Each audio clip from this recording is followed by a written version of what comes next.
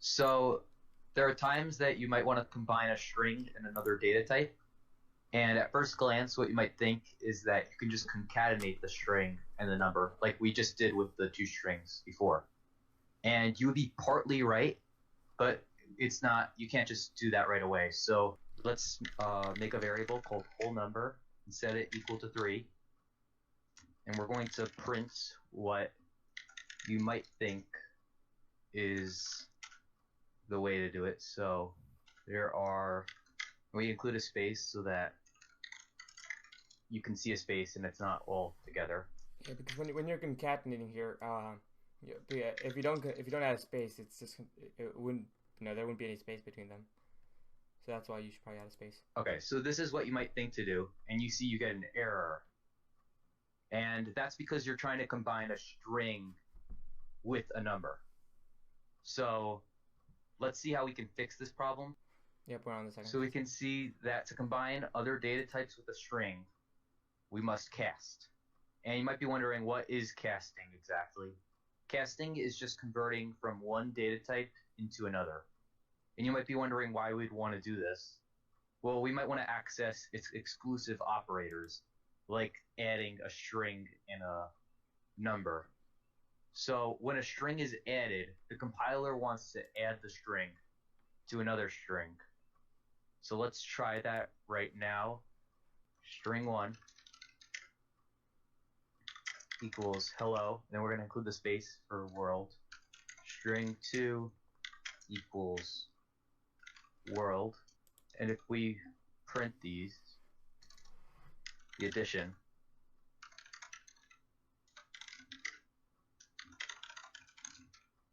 it's going to combine the strings.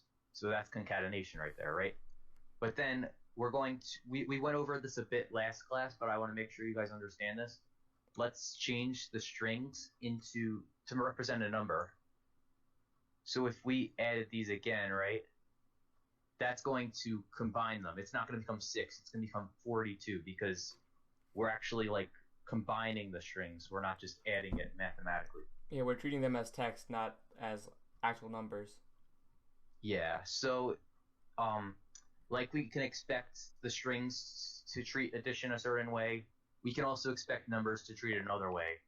So instead of combining strings, it expects the addition operator to actually add the numbers. Yeah, this is what we talked about earlier. Like you can buttoning a shirt is different than buttoning a pant or a pair of jeans, right? So let's get rid of the quotes to change these to actual numbers, right? And then I changed the name to num instead of string so you guys don't get confused. But so let's just print that. We get 6, right? Because it's actually doing the math now. It's treating it as numbers, not combining the strings. So how do we get the compiler to accept us to add the string and the number now that we went over how to add its own type?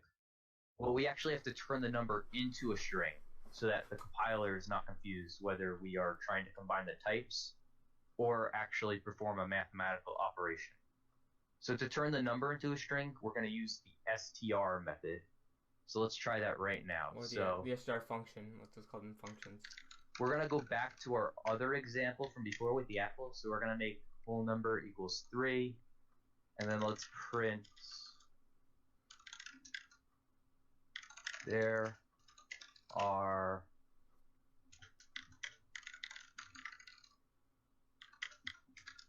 okay, so there are blank apples, and then this is going to error, remember. But to make it not error, we're going to use the str method. So if we use str and then in parentheses we have the number in it, we can actually turn this into a string, and that's casting right there. So that actually just turned the whole number into a string, and you can only combine strings with strings. You guys can think of a casting, especially in this example. So you guys can think of turning the number 3 from like the actual number 3 into the word 3. So like that's kind of the difference in casting right there. Obviously, that doesn't exactly happen, but it's a good way to think about it. Yeah.